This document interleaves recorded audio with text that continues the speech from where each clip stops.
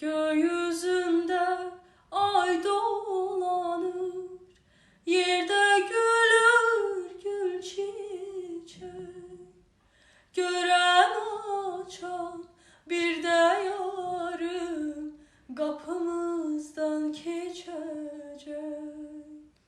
Gören açan bir de yarım kapımızdan geçecek. Küsüp gitti yarım benim, yollar battı dumana. Ahı niye öz eşki